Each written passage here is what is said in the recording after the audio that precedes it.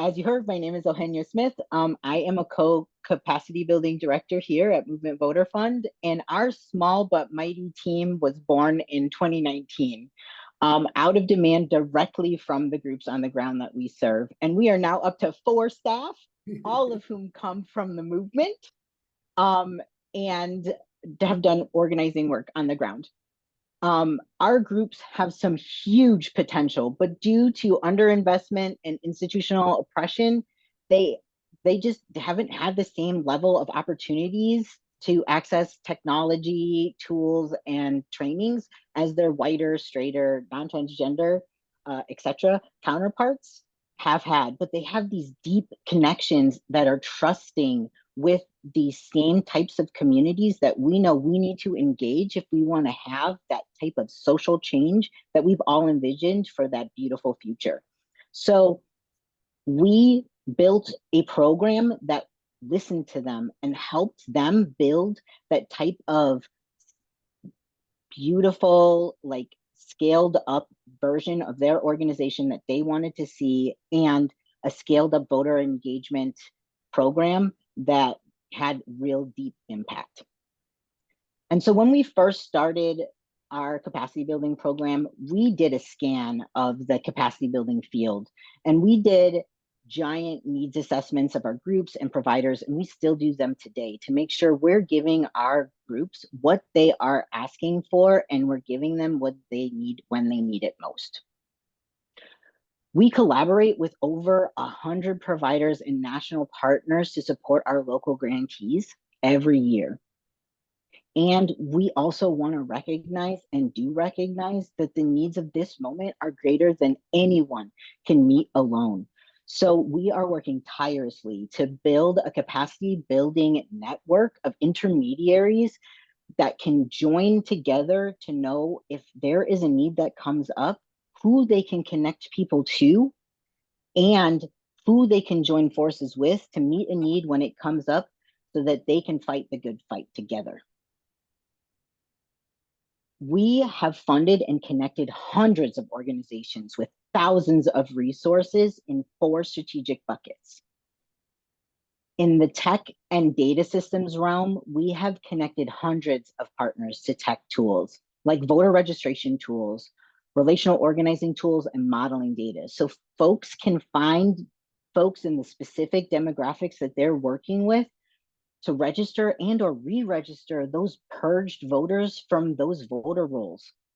And we train organizations and their staff how to use data and tech to enhance their work, whatever their work may be in their organization. We work with folks on comms and narrative shift so that they can do things like values-based messaging using the race class narrative work, or to build a crisis comms plan for that just in case moment. Or we help folks with things like writing a compelling get out the vote script.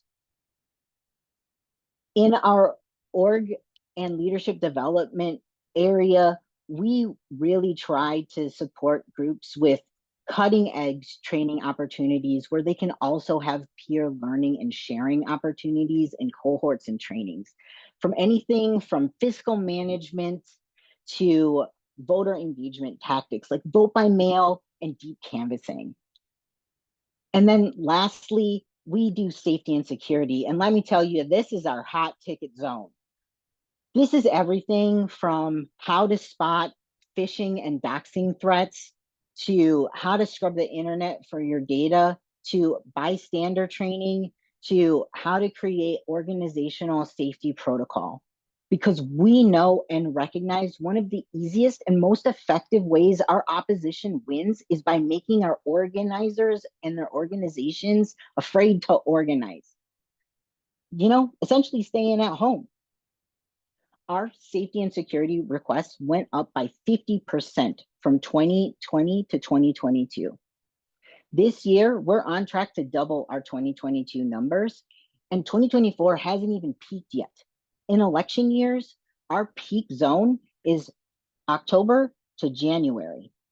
And we're not there yet, but we're already at our 2022 number. On Monday, this Monday, I got a call from one of our groups in the South. They're queer and Latinx, and they had their office broken into. Somebody got in there through the vents even, and they trashed the office. They went into their computer systems. They did it. Anything you can think of, they did to these people. And I want you to know, they got out there the next day and started canvassing. Why? They told me this. They know MVF has their backs. And why? It's because we don't make them choose between if they're going to keep canvassers on or the capacity support that we offer them. Because the first thing that we offer after we listen to what they've been through and offer our support and understanding, because we've been there ourselves, is we say, how else can we help you? How else can we support you? We don't make them choose between Gen Ops funding and capacity building support. We offer both at the same time. And that's intentional. I am so proud of the program that we've built here at MVF and our team, and all of the trust we've built with our groups on the ground. Because I know they know we care about them as human beings and change makers that are shifting the landscape for the better and for the future generations. And they're not just out there registering people to vote like robots. They are doing this for the long haul. And don't get me wrong, I know we are going to hit the historic turnout numbers. We are definitely going to do that. And we are going to do that also by defending and protecting our organizers on the ground and the safety and security of their organizations now and in the long haul.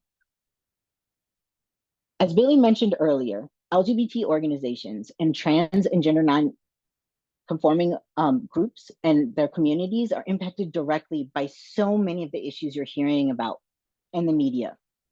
And yet they're often left out of conversations unless they're being used as the scapegoats.